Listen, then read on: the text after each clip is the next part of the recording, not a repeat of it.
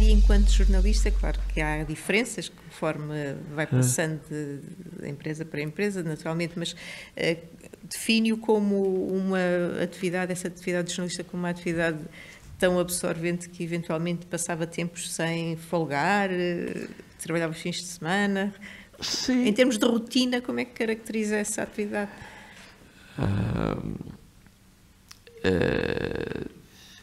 Não me lembro, quer dizer, é difícil hoje situar, mas eu sempre, quer dizer, sempre vivi o jornalismo de uma forma, com muito pouca preocupação com horários e com fins de semana e coisas do género. Mais com objetivos a cumprir, não é? Com tarefas para cumprir. Com tarefas a cumprir e de certo modo extravasavam um bocado a parte da agenda por empenhamento pessoal, por cumplicidades pessoais, etc. Mas falou aí de sindicatos e nesse primeiro momento da sua carreira muito ligado à política, aos sindicatos e demais, foi sindicalizado? Fui logo e depois fui membro da Comissão de Trabalhadores, e depois, de facto, embora não tenha tido depois, nem antes, atividade sindical, não tinha tempo, nem era o que me interessava. Na altura tentei mobilizar o sindicato em apoio da anterior direção do Portela Filho e, portanto, quando a CIP recupera o controle do jornal. Pronto, e houve algumas iniciativas nesse sentido. Provavelmente isso não era muito mobilizador para o sindicato, apesar do perfil do próprio Jornal Novo, mas enfim, era um castigo merecido para muita gente. Mas foi o único período em que fui ao sindicato muitas vezes.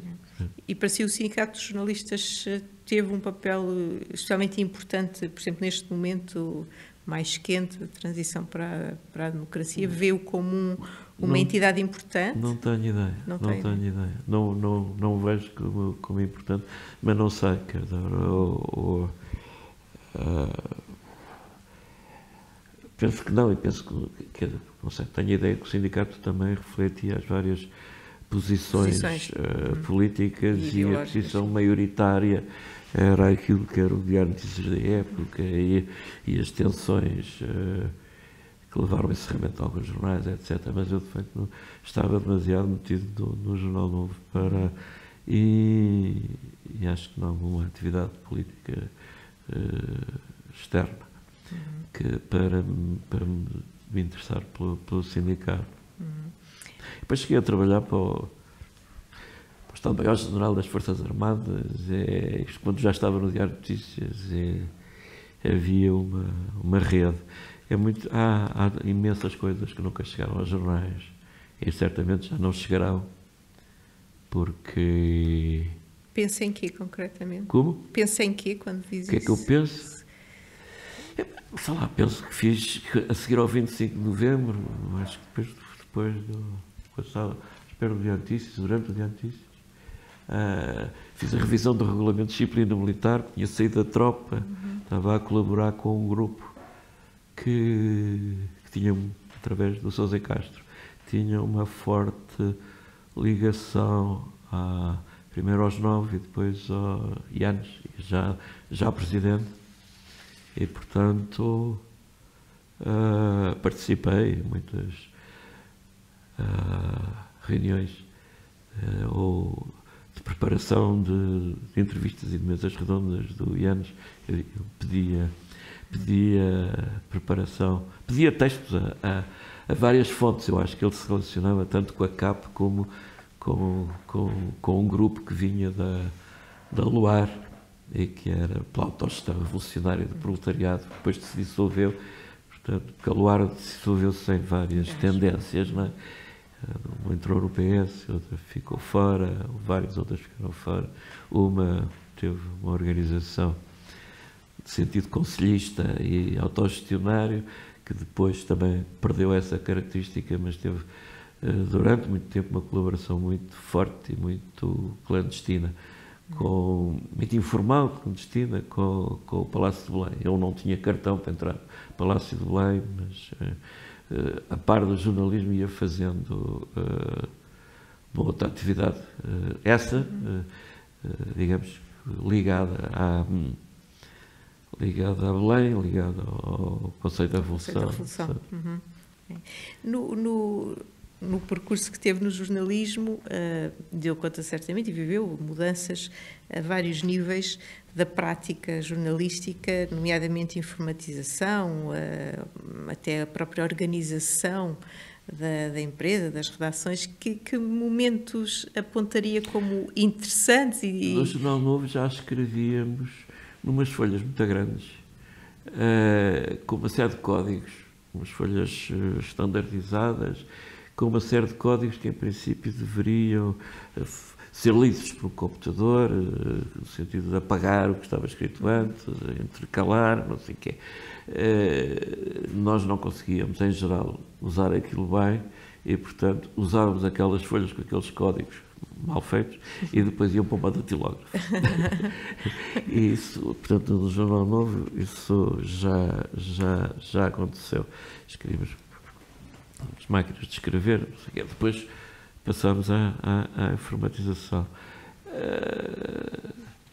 Tive alguma dificuldade particular, uma destas mudanças a nível mais técnico? Não, eu nunca escrevi bem à máquina, era um bocado como a Joaquim Letria. Com um dedo. Mas tinha esse apoio sempre, não é? Tinha esse apoio, fala da datilógrafa, no fundo era alguém que... Os textos que a gente escrevia no jornal não vinham para datilógrafas. E mais tarde mesmo no Expresso, já está numa outra fase. Sim. Como é que... Aí fui, no Expresso fui acompanhando a evolução dos meios, até à ideia de que nós meteríamos diretamente os textos na página, quer dizer, havia os templates. Sim. Já havia as páginas feitas, a gente escolhia o template, metia lá o texto, metia as fotografias, o que nunca funcionou também. Quer dizer, no meu tempo nunca funcionou e, portanto, íamos sempre ao paginador. Quer dizer, portanto, o jornalista tinha sempre aqui alguém que dava esse apoio, não é? Já no Jornal Novo íamos paginar, claro. O Portela paginava as capas e não sei o quê, e a parte principal, e eu tive pouco depois já a experiência de acompanhar a paginação com a Isabel Laginhas, por exemplo, que fazia o design do jornal, a montagem do jornal, outras pessoas. E depois no Diário Notícias, talvez não na política ainda, porque havia um chefe da política que fazia a paginação, mas depois na cultura que íamos paginar diretamente com o paginador. E o que acontecia é que paginávamos ainda sem os textos muitas vezes e depois escrevíamos para o buraco. Pois, pronto. E vivia essas mudanças com entusiasmo ou com alguma resistência, achando que aquilo atrapalhava mais do que ajudava? Porque havia um pouco essa ideia às vezes. Não me lembro de resistência. Resistência que mais tarde, no Expresso, quando houve a tentativa de introduzir processos de trabalho em que nós deveríamos fazer o trabalho todo, em que no sentido de paginarmos, metemos os textos, os templates, etc.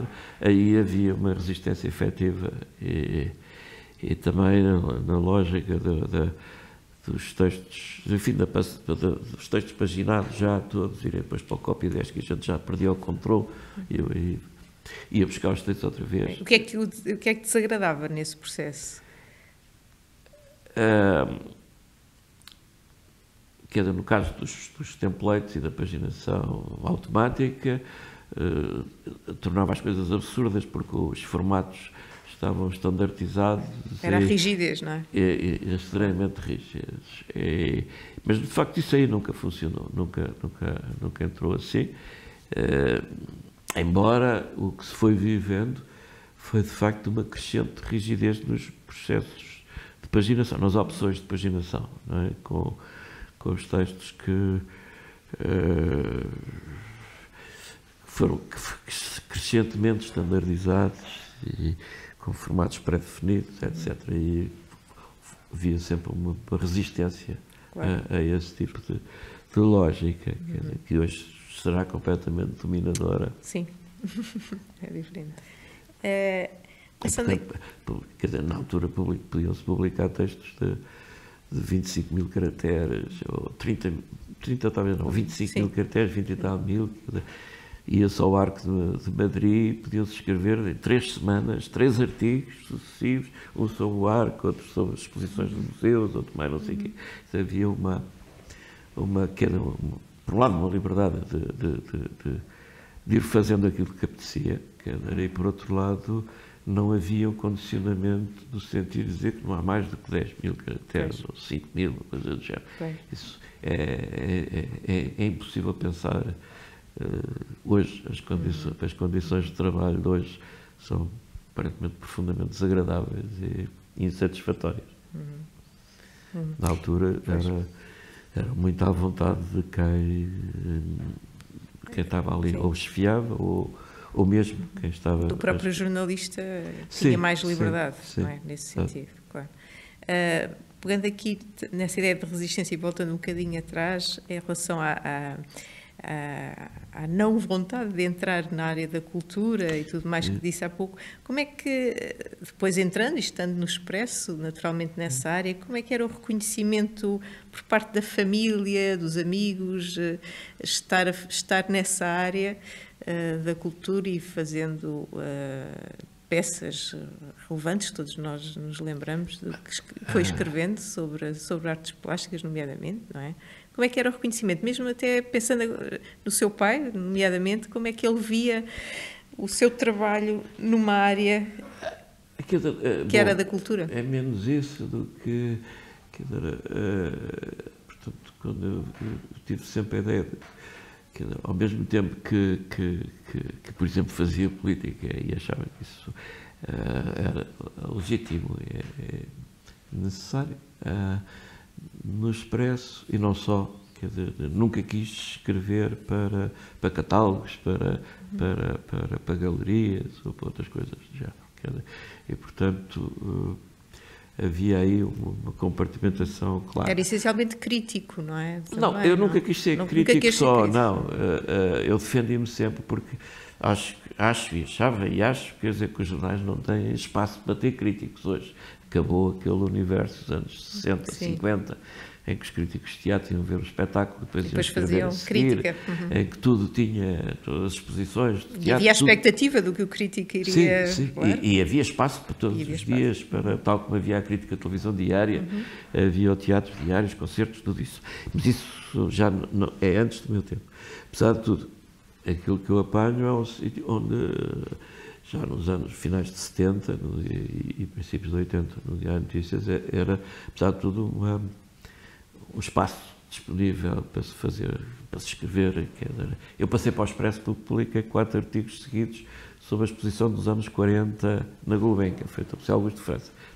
Resolvi fazer os textos críticos sobre a exposição, o que a mim me continua a surpreender, quer dizer, como é que um jornal com o peso institucional de notícias, o peso oficial, não sei o quê, no fundo não há fronteiras, não há fechamento, quer dizer, precisamos escrever 4 artigos e de algum modo aquilo era, para mim comprometia o jornal, mas também não havia nenhuma outra tutela, não fazia-se o que se queria, de algum modo. Eu acho que os jornais trabalharam sempre em roda livre, demasiado em roda livre, quer em termos políticos, quer dizer, todos eles não são jornais com uma ideologia própria, com uma marca própria, não são de esquerda nem de direita, são uma confusão absoluta que eu acho que é responsável pela perda de leitores, porque são um fator de desorientação total e de desconfiança. Quer dizer, um dia sai à esquerda, outro dia ao lado tem um texto provocatório de direita, quer dizer, ou o contrário, e isto não existe em parte nenhuma, não existe em Espanha, não existe em França, quer dizer, os jornais têm a sua orientação e sabe-se com o que é que se conta. Aqui foi sempre o contrário, quer na política é mesmo. Sempre com aquela ideia de pluralidade, acaba por não haver uma identidade, não é? Um pouco pois, isso. É uma pluralidade artificial. Que as pessoas não se entendem. Quer dizer, não é artificial no sentido de que cada um faz aquilo que lhe apetece. não é? Tal como no Jornal Novo havia, logo no Jornal Novo, que apesar de era um jornal muito centralizado, com o José Sá Esportes e o Portela, mas havia colaboradores, era uma redação com gente do Partido Comunista, gente do MRPP, etc. Havia pessoas com posições políticas muito diferentes.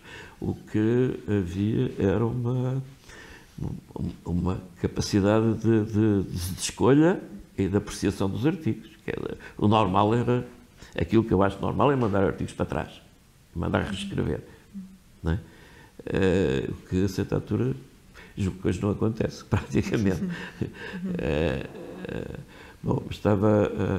Estávamos no ponto do reconhecimento da família e dos amigos. Como é que o viam enquanto jornalista? Eu não quis nunca escrever artigos para galerias ou para catálogos, etc. E, quase como hobby, comecei a colaborar com exposições do meu pai. Em termos não remunerados, e foi um compromisso que eu fui desenvolvendo também aí um bocado, involuntariamente, de um modo não deliberado, mas fui-me envolvendo. A partir de 86 comecei a colaborar em catálogo da Gulbenkian e outros, e depois acabei por fazer um catálogo raisonné de 2 volumes, mas a lógica era um bocado a do hobby, quer dizer, como eu não fazia, dentro no panorama das artes plásticas eu não tinha outra intervenção do que no jornal, e para fazer outras coisas, este canal existia e não me comprometia, de algum modo. Além de que não era pago e não era, digamos, censurável. Pois. Mas eu nunca me entendi especificamente como crítico de arte. Estava a dizer que não penso, não há espaço nos jornais para críticos profissionalizados nas várias áreas. Terão de ser colaboradores. Evitando o risco de ser afastado como crítico de arte dispensável, passando a avançado ou passando a colaborador à peça, mantive sempre uma atividade jornalística forte, às vezes predominante, até porque o meio das artes plásticas é difícil e muitas vezes não me apetecia escrever sobre nada, e tinha vários colaboradores também na área e queria muito mais escrever sobre política cultural em tempos animados do Santana Lopes e de outros. E acha que a profissão de jornalista era socialmente bem vista? E até pensando neste período, não é, de transição, acho que sim. Mais do que hoje, tem a percepção de que hoje se olha para o jornalismo de outra maneira? Sim. Acho que a situação atual será diferente. Também, nessa altura, também se beneficiava da importância dos respectivos órgãos de imprensa. Estar no Jornal Novo marcava politicamente, com alguma, para alguns casos com dificuldade, noutros casos bem. Facilita. E também o Expresso também era um jornal prestigiado e prestigiante, etc. E, portanto, era agradável poder trabalhar. Portanto, depreendo que na família, nos amigos, o Alexandre Pomar era visto como alguém que tinha uma vida interessante, uma profissão reconhecida socialmente, era isso? Sim, acho que sim. Tem essa percepção. Penso que provável, não sei, é difícil, eu não posso estar a fazer comparações com a imprensa atual, mas nesses casos os órgãos de informação tinham, o Jornal Expresso, Novo, tinham a sua importância reconhecida, que depois, sei lá, depois que se começou a atacar muito o Expresso, a dizer muita gente que deixou de comprar, não sei o que. Eu pessoalmente acho que as pessoas vão saindo, vão passando pelos jornais e os jornais mantêm a sua importância. Não penso nada que depois de eu ter saído do Expresso aquilo mudou ou piorou, não sei o quê. Os jornais têm sempre uma forma de irem substituindo as pessoas e manterem o funcionamento. E uma identidade. Sim, melhor ou pior, mas não há... As pessoas saem, mesmo que nós assistimos à saída no Expresso, à saída das pessoas todas para o algumas para a SIC primeiro, depois para o público. Exatamente. E pronto, eu estive muito envolvido na possibilidade de continuar o Expresso. Depois da saída do público, foi um tempo muito complicado. Conseguimos que saísse a revista, que esteve em risco, mas os jornais continuam, apesar desses acidentes, e não é possível pensar que há uma quebra de qualidade, assim, clara, ou de importância. Portanto, foi uma atividade que lhe deu prazer, foi olhando para o seu percurso profissional, que não estava nos seus planos, digamos assim, desde o início, porque teve uma outra atividade antes de ser jornalista, mas... Sim, mas eu quis abandonar a outra atividade, não é? Quer dizer, também por efeito do 25 de Abril e de haver novas condições de funcionamento da imprensa. Senão, certamente, não sei se estaria interessado.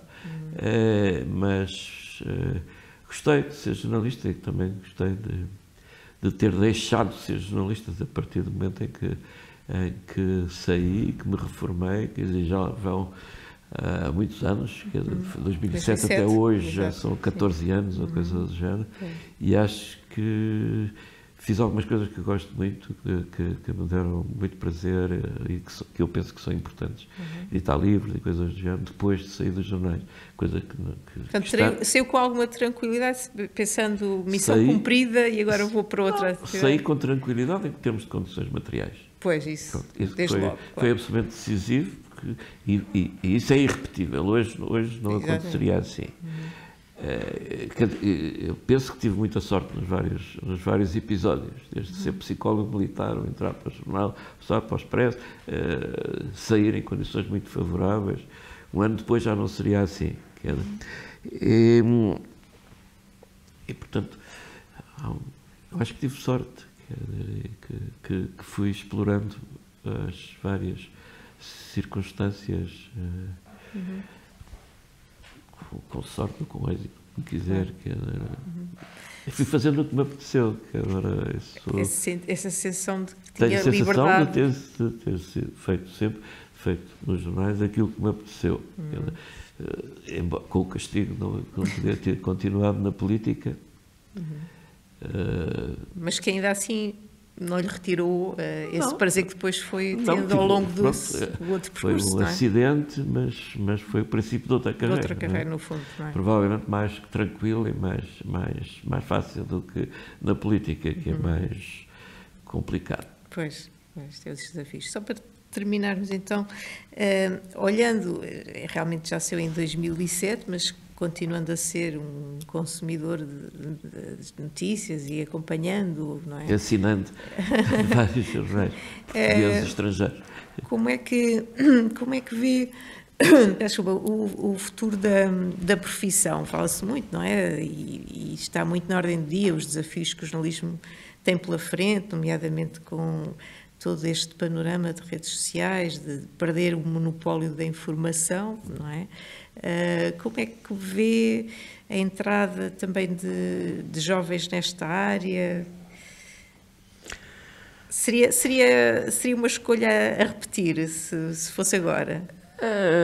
Sim, acho que sim. Acho que provavelmente sim. Que é mesmo nas atuais condições. Não tenho grande informação como é que os jornais são feitos hoje.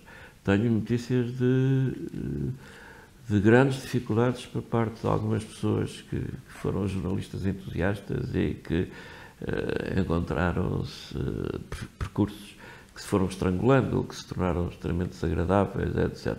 Acho que, quer dizer, é óbvio que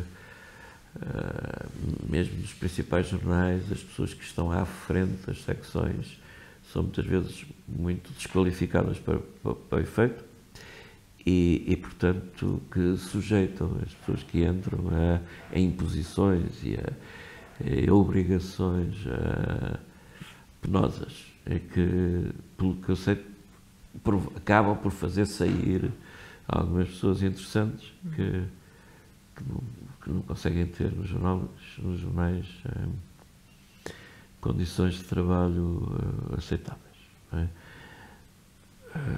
Mas tudo isto depende também das características pessoais, não é? De como é que se consegue fazer caminho. Há coisas que são chocantes, são a quantidade de gralhas e de erros. Que nota que há mais hoje. E da falta de informação, escrever sobre. Apesar de tudo, tínhamos arquivos. E era muito engraçado o José Quitério, que era o arquivista do Expresso, já quando fazia as crónicas, mas o trabalho dele era do arquivo. E aquilo era uma confusão indescritível, aquelas pastas. Só íamos pedir ao Zé Quitério, ele pousava a dócea na barriga, ia virando aquelas coisas e encontrava, quer fotografias, quer textos, etc. E havia um recurso permanente aos recortes, etc. Eu tinha os meus recortes pessoais em casa, consegui contratar uma pessoa para fazer os recortes da cultura, para a cultura especificamente, depois isso acabou também. E havia o acesso a dossiês. O Diário de Notícias tinha um arquivo extraordinário, com um ótimo diretor do arquivo. Penso que a informatização nesses domínios complicou tudo muito. Porque, por exemplo, as fotografias a preto e branco que dominavam a informação deixaram de ser acessíveis porque não foram digitalizadas e passou-se só a usar aquilo que já havia no ficheiro. Os fotógrafos também tinham por hábito levar os seus arquivos pessoais, uma confusão complicada do que é trabalho pessoal, do que é trabalho no jornal, do que é propriedade intelectual, etc. E hoje não me parece que as pessoas escrevem em geral, sobre tópicos, assuntos vários, tenham a obrigação, a possibilidade, o tempo, a disponibilidade para consultarem os arquivos. Eu não sei, em termos de arquivos informatizados, não faço ideia como é que eles estão. Sei que a nossa minha fase final, quando se passou a substituir o arquivo em papel por informatização, que começou a ser um desastre. E ou nós, ou cada um individualmente tinha o seu arquivo, então não havia acesso. Isso nota-se hoje. Também a falta dos revisores e dos copydesk. No Expresso havia um copydesk e depois havia um revisor. Portanto, desaparecendo essas figuras, a vulnerabilidade dos textos é muito grande. Inferior. Os erros são muito grandes. Mesmo nos jornais importantes. Falou há pouco em assinatura, falando da sua dieta dos média, digamos assim, o que é que consome diariamente da imprensa portuguesa? Eu assino o Le Monde e o Libération, porque sou muito de cultura francesa, e depois ao nível dos o Público e o público. Observador, coisa que nunca pensei em assinar o Observador, mas tornou-se indispensável. Em alguns aspectos é muito bom. Por exemplo, na crítica de livros ontem estive a ler a demolição absoluta daquele José Gomes Ferreira por causa daquele livro da história de Portugal, e é um ótimo artigo publicado no Observador, com um espaço enorme, um texto enorme, etc. E, portanto, assino pelo menos estes 4 e compro o Expresso. Pronto. E comprou o Expresso? Voltei a comprar, tive anos sem comprar o Expresso. Por nenhuma razão específica? Não, era muito grande. E depois comprava, não lia. Não sei, foi não sei se foi um luto, porque eu gostei de sair. Pois. Foi logo, aceitei logo, só quis negociar quanto. Pois. Mas teve um período sem... Sim, tive um período que não lia ao Expresso. Cansei-me, não sei. E agora voltou? Agora voltei a comprar, semanalmente. Portanto, tem o hábito do papel? Ou quando diz ler o Expresso? Tenho só no Expresso. Só do Expresso. Raramente agora compro papel. E também é uma situação para si tranquila, digamos assim. Resolve o problema de como arrumar o papel. Porque uma razão parece prosaica, mas é importante, não é? Parece uma razão assim prosaica, mas é importante. É importante porque o facto da leitura ser no ecrã faz com que a gente não acumule papel.